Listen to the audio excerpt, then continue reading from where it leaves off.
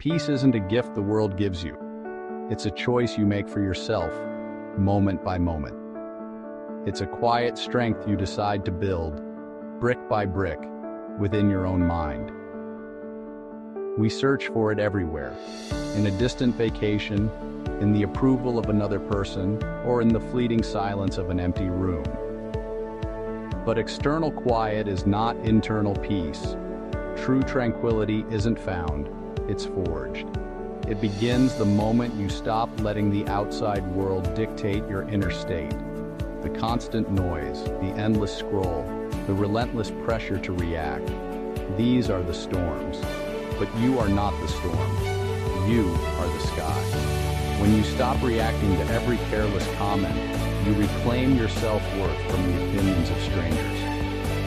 When you stop internalizing every disappointment, you learn that a setback is a redirection, not a final judgment. When you stop chasing every argument, you realize that winning a fight is a hollow victory compared to winning your own serenity.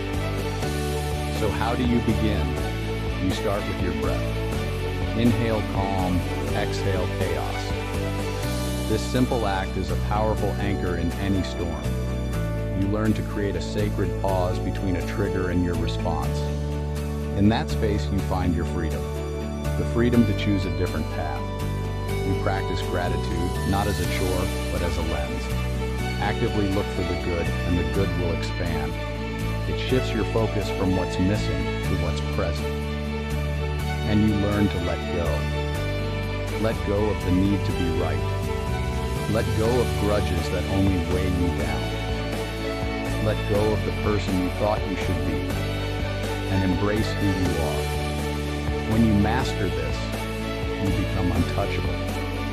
Not because nothing can hurt you, but because you decide what is worth your energy.